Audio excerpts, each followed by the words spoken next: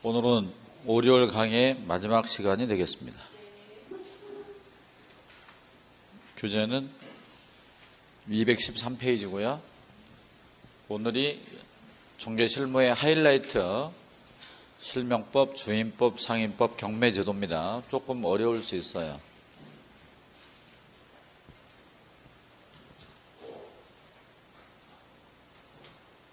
최근에 민법 시간에 주임법, 상임법 배웠나요? 네. 다행입니다.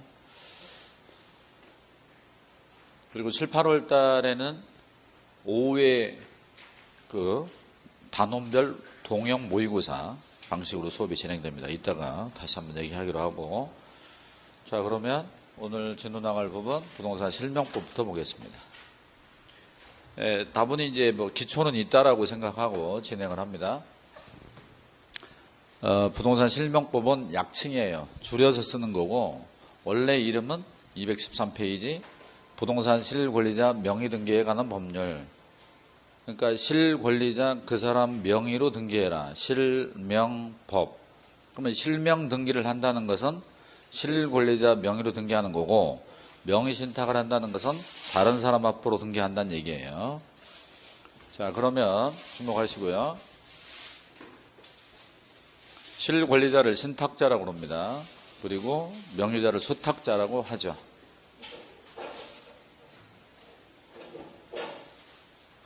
비닐봉지 저쪽으로 빼놔야지 부시럭부시럭 소리 나니까.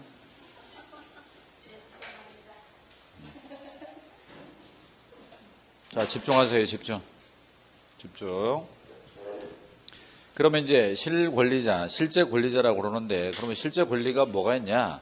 소유권, 저당권, 전세권 이런 걸 가진 사람이 다른 사람 앞으로 소유권, 다른 사람 앞으로 저당권, 다른 사람 앞으로 전세권을 등기하는 거예요. 따라서 소유권만 있는 게 아니고 전세권, 저당권도 있는데 주로 소유권이 문제가 되죠. 야, 내가 전세권 갖고 있을게, 전세권 등기만 네 앞으로, 이거죠. 내가 저당권을 가질 테니까 등기만 네 앞으로, 이런 거죠. 213페이지를 봐요. 213페이지 보면 실권리자 명의등기 의무. 누구든지 부동산에 관한 물건의 동그라미, 그 물건을 위로 뽑아서 메모하세요. 소유권, 전세권, 저당권. 근데 잘 안 물어보더라고요. 이거는 소유권이냐 전세권, 저당권이냐. 자, 들어보세요. 제가 누구에게 돈을 빌려줍니다. 돈을 빌려주고 저당권을 취득하기로 했는데 나를 저당권자로 등기해야 되는데 다른 사람을 저당권자로 등기하면 여기 걸려요. 소유권을 내가 가지고 있는데 다른 사람을 소유자로 등기해도 걸려요. 그 다음에 명시대 약정에 의해서 수탁자 명의로 등기해서는 안 된다. 등기에 동그라미 쳐요. 등기를 오른쪽으로 끌어내려서 메모하세요. 이전 등기, 보존 등기, 가등기. 이전 등기, 보존 등기, 가등기 전부 다 타인 앞으로 하면 안 돼요. 들어보세요. 현재 건물을 내가 가지고 있는데 다른 사람으로 등기하면 이전 등기하는 거죠. 건물을 신축했어요. 신축 건물을 내 앞으로 보존 등기 내야 되는데 명시대 약정을 통해 야, 네 앞으로 보존 등기 내자. 이래도 걸려요. 다른 사람 앞으로 가등기해도 걸려요. 그래서 다른 사람 앞으로 이전 등기, 보존 등기, 가등기 다 걸립니다. 아무튼 이게 틀이에요, 틀. 여기까지만 체크됐습니다. 근데 이제 주로 소유권을 가지고 설명을 하죠. 진짜 소유자가 다른 사람 명의로 등기했다. 그렇게 하기로 하는 약정을 명의신탁 약정이라고 그러죠. 그런데 이 명의신탁이라고 하는 것이 주로 나쁜 목적으로 많이 이용되기 때문에 1995년에 지금으로부터 벌써 이제 18년 전이네. 1995년에 김영삼 대통령 시절에 이 법을 만들어서 규제하게 된 겁니다. 자, 다른 사람 앞으로 등기해 놓으면 그 명의신탁은 일단 원칙적으로 어떻게 하냐면 무효이면서 제재를 한다는 거예요. 따라서 약정과 등기가 무효입니다. 약정 등기로 인한 물권 변동이 무효다 그런 얘기예요. 그러니까 일종의 무력화시키는 거죠. 야, 인정 안 해. 이겁니다. 두 번째는 명의신탁을 하면 제재를 가합니다. 그 제재가 세 가지가 있어요. 먼저 과징금. 잘 들어요. 과징금은 법을 위반한 것에 대해서 부과하며 신탁자에게만 때립니다. 이때 과징금은 부동산 평가액의 30%를 때리는 게 아니라 30% 범위 내에서 때리기 때문에 17%짜리, 22%짜리 이렇게 떨어질 수 있어요. 과징금은 신탁자에게만 때리기 때문에 수탁자에게는 때리지 않습니다. 그런데 다른 사람 앞으로 등기했다가 실명 등기했어요. 실명 등기. 그러니까 자기 이름으로 등기를 다시 한 거야. 그래도 과징금은 때려 안 때려? 때립니다. 이건 법을 위반한 대가니까요. 그 다음 다른 사람 앞으로 등기해두고 있다가 과징금을 맞았어요. 그러면 1년 안에 자기 앞으로 등기해야 됩니다. 자기 앞으로 등기 안 하면 1차 이행강제금이 10%, 또 1년 지나면 2차가 20%까지 떨어집니다. 2차까지밖에 없어요. 따라서 매년 부과한다. 틀린 얘기입니다. 한 번 더 얘기합니다. 다른 사람 앞으로 등기했다. 일단 법을 위반했죠. 따라서 자기 앞으로 다시 등기해도 과징금 맞아 안 맞아? 과징금 맞아야 되고, 그 다음에 다른 사람 앞으로 등기해두고 있다가 과징금 맞았는데 계속해서 다른 사람 앞으로 등기해두고 있으면 이행강제금이 떨어지지만 과징금을 맞고 자기 앞으로 등기하면 이행강제금은 때려 안 때려? 안 때리죠. 야 빨리 네 앞으로 등기해. 안 해? 하고 이행강제금 때리니까 자기 앞으로 등기했으면 이행강제금은 안 때려요. 근데 계속 놔두면 과징금 부과일로부터 1년 지나면 1차, 1차부터 또 1년 지나면 2차까지 떨어집니다. 그런데 요거 두 개는 신탁자에게만 때립니다. 그 다음에 형사처벌로서 신탁자는 5년 이하의 징역이나 2억 원 이하의 벌금, 수탁자는 3년 이하의 징역이나 1억 원 이하의 벌금. 따라해요. 523 하나. 이게 대원칙이에요. 이게 써졌잖아요. 원칙. 그런데 모든 명의신탁을 처벌할 수는 없잖아요. 그래서 일부를 제외시켜줍니다. 자, 제외되는 거죠. 빼주는 거예요. 여기 빼주는 게 뭐가 있어요? 양가상신, 양도담보, 가등기담보, 상호명의신탁, 신탁등기인데 요건 시험에 안 나옵니다. 여기까지 문제가 될 수 있어요. 214페이지를 보죠. 214페이지 보시면 가로 3번 명의신탁 약정에서 제외되는 경우죠. 제외의 동그라미 쳐요. 여러분 제외된다는 건 실명법을 적용한다 안 한다? 안 한다는 얘기죠. 1번 양도담보, 가등기담보인데 시험은요. 양도담보, 가등기담보로 출제할 수도 있지만 오른쪽 내용으로 출제합니다. 오른쪽 내용이 채무의 변제를 담보하기 위하여 채권자가 부동산에 관한 물건을 이전받거나 가등기하는 경우입니다. 여기 보셔요. 제가 누구한테 돈을 빌려주고 돈을 갚지 않을까봐 저당권 설정했다. 그러면 이것은 아무 문제 없잖아요. 그런데 돈을 빌려주면서 돈을 갚지 않을까봐 내 앞으로 소유권 이전 등기를 받아버려요. 이건 양도담보죠. 그러면 채무자 걸 채권자 이름으로 등기했으니까 명의신탁의 모습을 하고 있지만 이건 납본 목적이에요. 담보 목적이에요. 담보 목적이니까 빼주는 거예요. 그럼 내 앞으로 가등기를 하면 가등기 담보가 되죠. 이것도 빼준다 그 말입니다. 2번 상호 명의신탁 부동산의 위치와 면적을 특정하여 2인 이상의 구분 소유權로 하는 약정을 하고 그 구분 소유자의 공의로 등기하는 건데 우리가 이걸 상호 명의신탁이라고 줄여서 말하지만 보통은 구분 소유자의 공의 등기라고 합니다. 여기 보셔요. 한 필지에 토지가 있는데 이걸 쪼개서 이건 갑이 이건 을이 보유權로 합니다. 그런데 등기는 공유로 해요. 그러면 갑의 땅에 을의 지분이 와 있습니다. 등기가. 을의 땅에 갑의 지분이 와 있죠.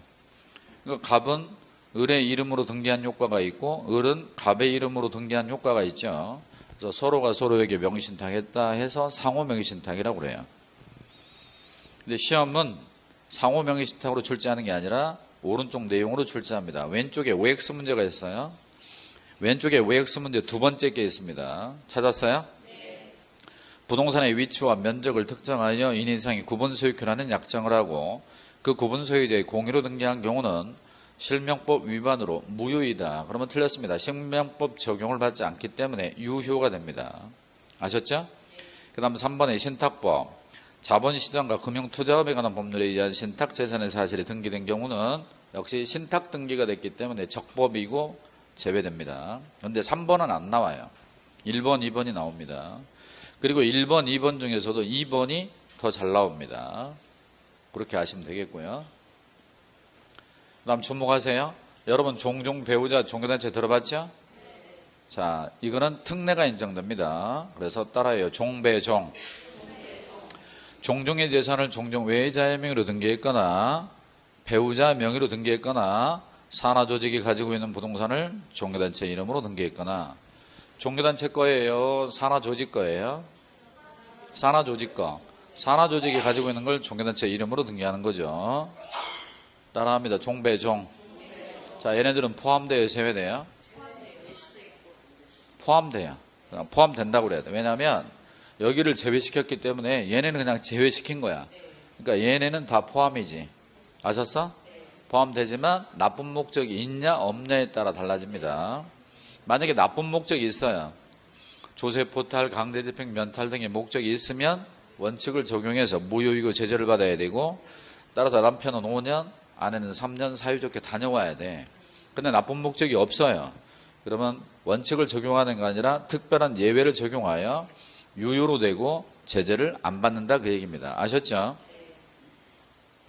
조세포탈이라든가 강제집행 면탈이라든가 법령상 제한의 회피 목적, 이걸 우리끼리 수업할 때 나쁜 목적이라고 하자. 나쁜 목적 없을 때는 특례를 인정해서 유효이고 제재를 받지 않는다. 아셨죠? 여기 보세요. 양도담보, 가등기담보, 상호명의신탁은 제외돼 포함돼? 제외, 아예 제외. 그 다음에 종배종, 종종, 배우자, 종교단체 나오면 제외돼 포함돼? 포함되죠. 포함되지만 나쁜 목적을 따져봐서 나쁜 목적이 있으면 제재를 하고 원칙 적용, 나쁜 목적 없으면 특례 인정. 아셨죠? 그러면 사촌지간에, 형제지간에 명의신탁했어요. 특례가 있어 없어? 없죠. 그러면 형제지간에, 자매지간에, 사촌지간에, 친구지간에 하면 나쁜 목적이 없어도 처벌합니다. 처벌 이해했죠? 여기에 들어와야 나쁜 목적 없을 때 예외가 인정됩니다. 그런데 시험에서요, 친구지간에 이렇게 냅니다. 그래서 이게 적용되는지 이게 적용되는지를 물어본다니까. 친구지간에 이렇게 해가지고 실제 이따가 보여줄 거예요. 그러면 지금부터 세 가지 명의신탁의 유형을 살펴보겠습니다. 먼저 이자간의 명의신탁. 자, 책 보지 말고 여기 보세요. 늘 하는 얘기지만 제가 수업할 때 칠판 보자 그러면 칠판 보고 책 보자 그러면 책 보면 돼요. 왜냐면 책에다 형광펜으로 칠해봐야 돌아서면 생각이 안 나거든요. 건물이 하나 있고 신탁자입니다. 현재 신탁자 이름으로 등기되어 있기 때문에 아무런 문제가 없어요. 현재는. 근데 이 신탁자가 다른 사람 앞으로 등기를 해두고 싶어. 을에게 프로포즈를 합니다. 야, 내가 이 부동산 소유권을 가지고 있는데 등기만 네 앞으로 하자. 네 앞으로 등기하지만 내가 권리는 가질게. 그랬더니 이 사람이 좋아, 그렇게 하자. 해서 합의를 했어. 그거를 명의신탁 약정이라고 그러죠. 명의신탁 약정을 통해 수탁자 이름으로 이전 등기했습니다. 이게 전형적 이자간 명의신탁이에요. 그런데 신축 건물을 명의신탁 약정을 통해 이 사람하고 보존 등기를 낸 거야. 그러면 신축 건물을 보존 등기 냈다가 이전 등기 하나, 신축 건물을 처음부터 이 사람하고 보존 등기 하나, 결과적으로 달라 안 달라? 결과적으로 수탁자 이름으로 등기한 거죠. 이해되죠? 본인 앞으로 보존 등기 했다가 약정을 통해 이전 등기 하나, 신축 건물을 약정을 통해 아예 이 사람 앞으로 보존 등기 하나, 결국은 딴 사람 앞으로 등기한 거야. 이때 약정과 등기가 뭐라고? 무효이고 무효입니다. 따라서 수탁자 앞으로 등기된 그 부동산의 물권, 소유권이든 전세권이든 저당권이든 그건 갑에게 귀속되고 있는 거예요. 따라서 갑은 진정명의 회복을 위한 이전 등기 방식으로 또는 이전 등기 말소, 무효를 원인으로 말소해서 자기 앞으로 등기할 수 있습니다. 만약에 이 사건이 걸렸다. 그러면 신탁자의 경우는 과징금, 이행강제금, 벌칙을 다 맞아야 돼. 그 다음에 수탁자의 경우는 벌칙만 받습니다. 5년에 2억, 3년에 1억. 수탁자의 점유는 자주점유, 타주점유? 타주점유에 해당하기 때문에 20년간 점유했다 하더라도 수탁자나 그 상속인은 시효 취득할 수 있어요? 없어요? 없습니다. 만약에 수탁자가 그 부동산을 제3자에게 처분했고 그리고 등기까지 이루어졌다면 이때 제3자는 명의사의 약정이 있었음을 알았어요? 몰랐어요? 모를 수도 있고 알 수도 있죠. 자, 몰랐다. 선의의 제3자 권리 취득할 수 있죠. 악의의 제3자 취득할 수 있어 없어? 있습니다. 선악불문 권리 취득하는 거예요. 우리가 민법을 보게 되면 비진임 표시, 통정 허위 표시, 차고 사기, 강박의 경우는 선의의 제3자에게는 대항할 수 없고 악의 제3자에게는 대항할 수 있다. 그러면 악의 제3자에게는 무효나 취소를 주장할 수 있다는 건데, 이 신탁자는 이 약정과 등기가 무효임을 선의는 물론 악의 제3자에게도 대항할 수 없어요. 그러니까 자기가 권리자임을 주장할 수 없다는 얘기니까 뒤집어서 선악불문 권리취득하는 거고, 수탁자가 그 부동산을 처분했을 때 횡령죄가 돼야하는데 안 됩니다. 보통 우리가 횡령죄라고 하면 타인 소유 자기 점유, 타인의 소유인데 자기가 점유하고 있다가 그거를 꿀꺽하는 걸 우리가 횡령이라고 그러죠.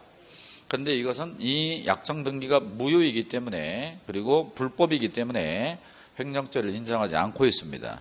옛날에는 인정했었어요.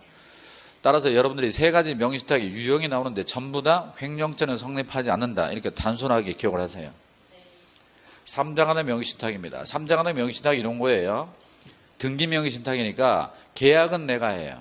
계약은 내가 하고 등기만 타인 명의로 하는 거야. 근데 계약 명의신탁은 계약 명의부터, 계약부터 네가 하라는 얘기입니다. 조금 다르죠? 자, 부동산이 있고요. 감 매도인이 있고 을 매수인이 있습니다. 지금은요, 이 사람이 신탁자는 아니에요. 그냥 부동산을 샀어요. 매매 계약을 한 거지. 문제 있나요? 문제 없죠. 따라서 첫 번째, 이 매매에는 전혀 문제가 없습니다. 그런데 이렇게 매매를 한 매수인들이 자기 앞으로 등기해야 되는데, 자기 앞으로 등기했을 때 뭔가 문제가 생길까 봐 이런 거죠. 고위 공무원이 직무 관련해서 뇌물을 받았다, 불법 자금인데요. 이거를 부동산을 사가지고 내 이름으로 등기하면 나중에 재산 공개로 다 걸리잖아요. 그러니까 다른 사람 앞으로 등기하겠다, 그 얘기지. 그래서 을이 신탁자가 되어 병에게 프로포즈를 합니다. 야, 이번에 내가 부동산을 산 게 있는데 내 앞으로 등기하면 문제가 될 것 같으니까 네 앞으로 등기했으면 좋겠어. 대신 네 앞으로 등기하지만 그 권리는 내가 가질게 라고 양자가 합의를 봤어. 그게 명의신탁 약정이죠. 근데 이 약정은 무효잖아요. 따라서 내 거다라고 했어도 이 약정이 무효니까 내 거가 아닌 거죠. 아무튼 등기는 매도인으로부터 수탁자에게로 직접 하게 됩니다. 이거를 중간생략 등기와 비슷하다 해서 이럴 수 있잖아요. 내 앞으로 이전 등기하고 약정을 통해서 딴 사람 해도 되는데 중간생략 등기 방식으로 한 거죠. 근데 중간생략 등기는 매매를 하고 또 매매를 해서, 매매를 하고 또 매도를 해서 이렇게 등기하면 그게 중간생략 등기야. 근데 이건 중간생략 등기가 아니고 중간생략형 명의신탁이라고 하는 거예요. 그러니까 이게 매매가 아니잖아요. 이때 매매는 유효, 무효, 항상 유효입니다. 약정 등기는 다 무효가 되는 겁니다. 따라서 수탁자 앞으로 등기되어 있지만 그 물권은 누구에게 귀속하고 있어요? 원 매도인에게 귀속되고 있습니다. 왜냐? 원래 이 사람이 권리를 가지고 있었는데 등기가 무효니까 넘어온 적이 없는 거지. 넘어온 적이 없으니까 현재 여기에 존재하고 있다, 그 말입니다. 아셨나요? 따라서 이 친구는 권리 취득이 된 게 아닙니다. 그렇다면 이 사건이 적발됐을 때, 자, 수탁자는 몇 가지 제재? 세 가지. 과징금, 이행강제금, 벌칙. 이 친구는 벌칙만 받습니다. 오케이? 자, 다음으로 신탁자는 수탁자를 상대로 부당이득 반환 청구할 수 있어요, 없어요? 없어요. 왜냐? 돈이 말이야. 돈이 이렇게 들어갔죠. 매매대금이. 돈이 이렇게 간 게 아니잖아요. 그래서 매수 자금에 대한 부당이득 반환은 존재하지 않습니다. 오케이? 그리고 이 약정은요, 언제나 무효야. 오케이? 따라서 매도인이 약정을 알았든 몰랐든, 알아도 무효, 몰랐어도 무효, 언제나 무효. 그 다음, 이 매매가 유효니까 이 신탁자는 대위하여 등기 말소를 구할 수가 있고, 이 사람 앞으로 등기해 놓은 다음에 유효한 매매를 원인으로 하여 이전 등기를 청구하여 자기 앞으로 가져갈 수 있습니다. 만약에 이렇게 가져가지 않으면 이행강제금까지 맞는다는 얘기야. 아셨죠? 그러나 수탁자가 현재 자기 앞으로 등기되어 있음을 이용해서 타인에게 그 부동산을 처분했다면 똑같이 선악불문 권리취득할 수 있어, 없어? 있고, 수탁자가 그 부동산을 처분했을 땐 이게 신탁자 거예요? 아직 신탁자 게 아니야. 신탁자 게 아니니까 신탁자에 대한 관계에서 횡령이 될 수가 없는 거죠. 자, 이제 계약명의 신탁입니다. 자, 건물은 일단 하나 있는데 신탁자가 있고 수탁자가 있습니다. 이때 신탁자가요, 고위공직자인데 장관급이에요. 또는 유명 연예인입니다. 이런 사람이 중개사무소에 와서 계약서를 쓰게 되면 동네방네 소문나죠. 그래서 이 사람이 숨어있고 명의시타 약정을 해요. 약정을 통해서 자금을 지원합니다. 야, 네가 나가 계약하고 네 이름으로 등기해. 나는 숨어있을 테니까. 이렇게 된 거죠. 그런데 그 부동산에 대해서 갑과 병 간에 매도인과 매수인 간의 매매 계약이 이루어집니다. 그런데 이 매매 계약이 언제 이루어졌냐? 4월 1일 날 이루어졌어요. 그리고 등기를 하게 됐죠. 근데 등기는 언제 됐냐면 6월 1일 날 이루어졌어요. 자, 요럴 때 이제 문제잖아요. 사례를 좀 들어보겠습니다. 자, 매도인이 말이에요. 매도인이 명의시타에 약정이 있었음을 알았어요. 알았으면 악이죠. 악인 경우라면 이 약정 유효 무효? 무효입니다. 무효. 무효. 명의시타 약정이 있었음을 매도인이 몰랐어. 선의의 매도인이야. 몰랐어. 자, 유효 무효? 에? 무효입니다. 무효. 그러니까 약정은 언제나 무효예요. 아셨죠? 그 다음에 알았어요. 그러면 이 등기가 유효 무효? 무효입니다. 알았어요. 몰랐어요. 유효 무효? 유효입니다. 그러니까 여기가 유효가 되는 거예요. 아셨죠? 그런데 이 사람이 매매 당시에는 몰랐어요. 등기할 때 알았어요. 그러면 유효 무효? 유효입니다. 그러면 알았냐 몰랐냐를 판단하는 시기는 법률 행위시 계약 시점이에요? 등기 시점이에요? 계약 시점으로 합니다. 그러니까 4월 1일 날 몰랐다면 나중에 알았더라도 그 등기는 유효가 됨을 꼭 주의하시기 바랍니다. 아셨죠? 한 번 더. 매도인이 명의시타 약정 사실을 알았든 몰랐든 언제나 명의시타 약정은 무효. 그리고 알았으면 무효지만 보통 모르죠. 왜냐면 지금 숨어 있는데 보통 알겠어. 모르지, 이 사람은.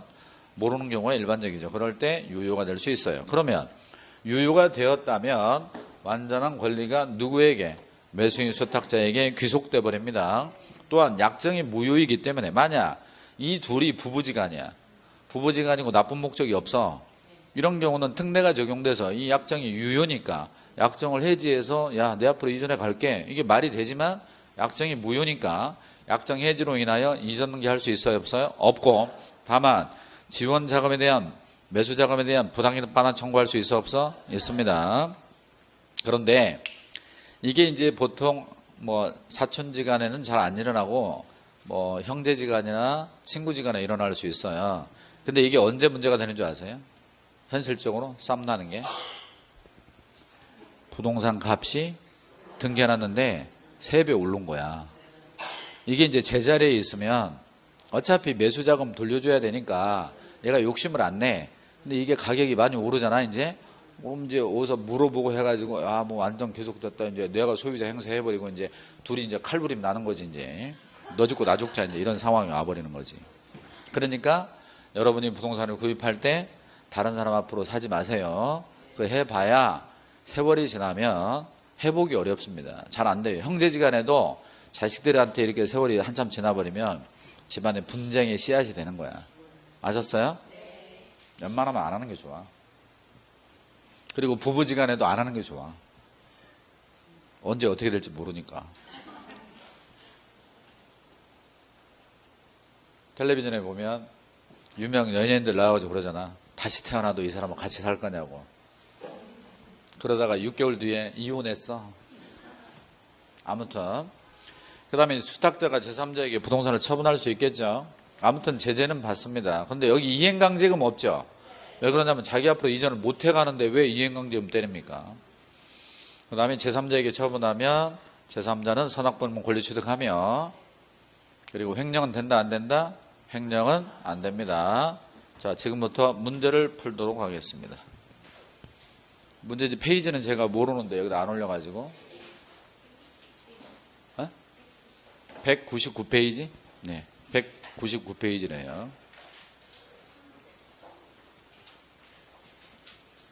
아니 근데 우리 강서 수강생들은 이 격주로 나오는 사람들이 많아요. 응? 출석부를 놓고 출석을 불러야 되겠어? 규칙적으로 열심히 해야지 말이야. 나오다 말다. 그러면 되겠습니까? 우리 여기 남자 사장님도 여기서 앞에 몇 번 왔더니 또 오늘 안 나왔네. 안 나온다면 미리 연락을 해야 될 거 아니야. 아, 시끄러. 자, 주목. 틀린 것 그랬습니다. 배우자 명의로 부동산에 관한 물건을 등기한 경우로서 가로쳐요. 조세포탈부터 목적까지. 조세포탈, 강제집행 면탈, 경매를 면할 목적, 그 밖에 다양한 법령상의 제한을 회피할 목적. 요거 나오죠? 우리끼리 뭐라고 그래? 나쁜 목적. 나쁜 목적으로 하지 않는 명의신탁은 유효하다. 맞죠? 2번. 신탁자는 내부적으로, 대내적으로, 대내적으로 수탁자에 대해서 실질적 권리 주장할 수 있어 없어? 있습니다. 있어요. 수탁자의 점유는 권원의 수탁자의 점유는 권원의 객관적인 성질상 타주점이죠. 따라서 수탁자 또는 그 상속인의 소유권을 점유시효 소득할 수 없어요. 4번에 아까 하나 빠졌는데 이자간의 명의신탁에서 제3자가 수탁자의 배임명에 적극 가담하면 103조 위반으로 무효죠. 따라서 수탁자로부터 신탁자산을 매수한 제3자가 수탁자의 배임명에 적극 가담하면 대외적으로 수탁자와 제3자 사이의 매매는 유효하다. 아닙니다. 무효예요. 103조 위반으로. 정답 4번. 신탁자는 명의신탁 계약을 해지하고 수탁자에게 신탁재산의 반환을 청구할 수 있습니다. 근데 여기 명의신탁 해지란 말 나오죠. 근데 여기 보면은 뭐라고 돼 있어? 유효한이란 말을 썼잖아요. 그러니까 배우자, 종중 뭐 이럴 때 유효일 때는 유효니까 해지해서 자기 앞으로 가져갈 수 있다 그 얘기입니다. 아셨죠?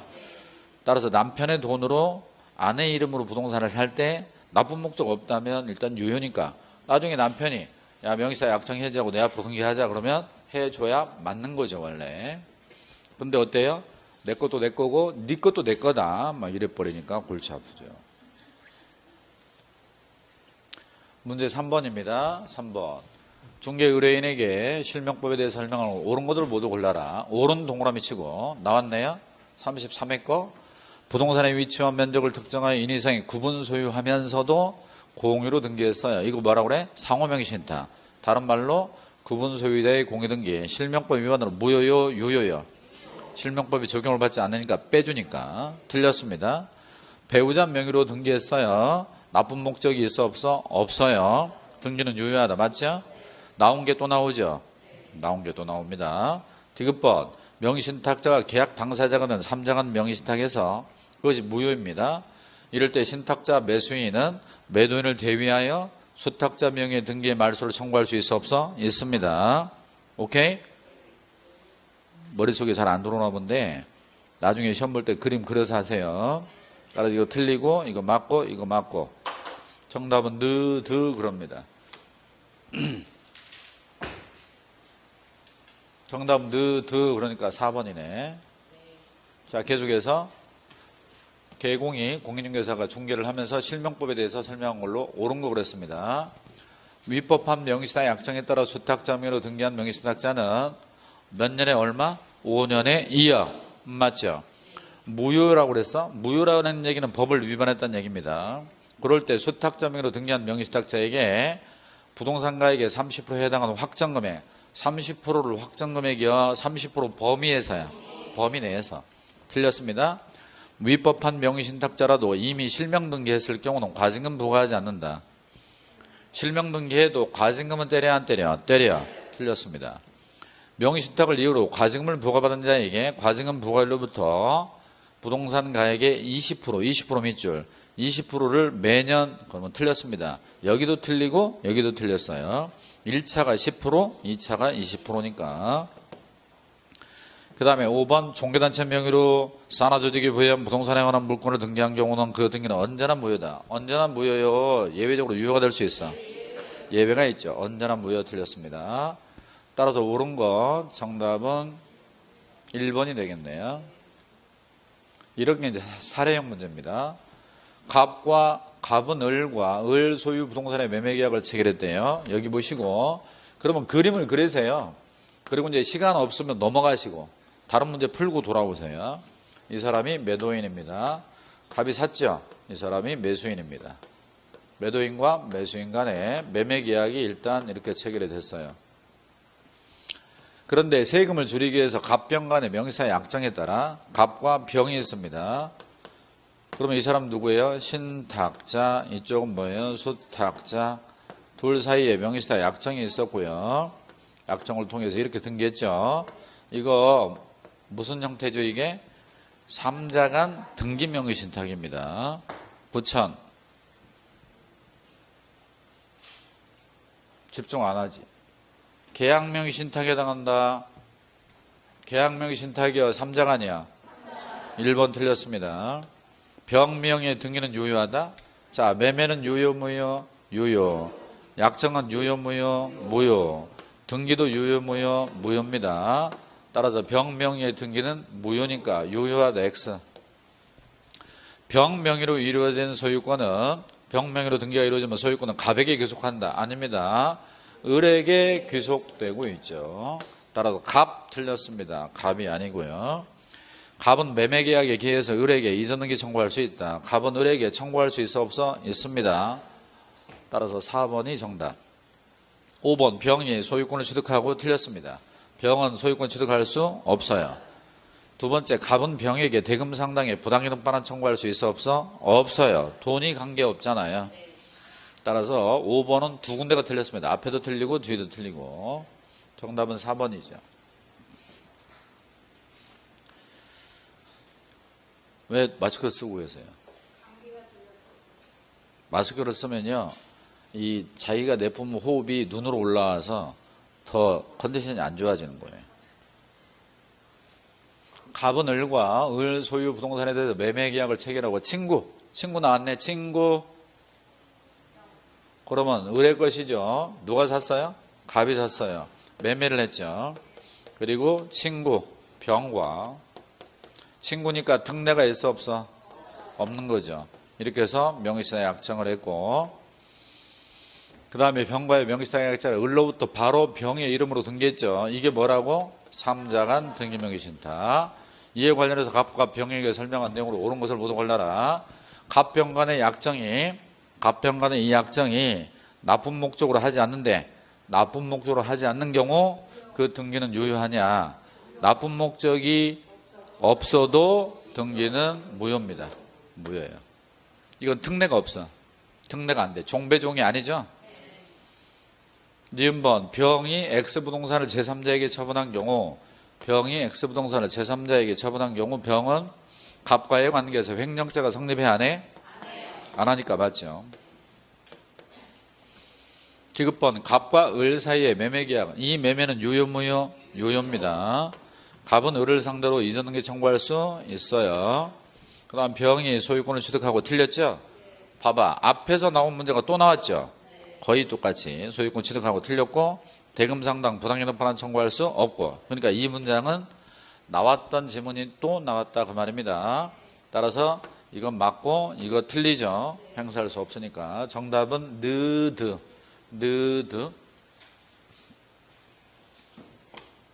따라서 정답은 3번이네요.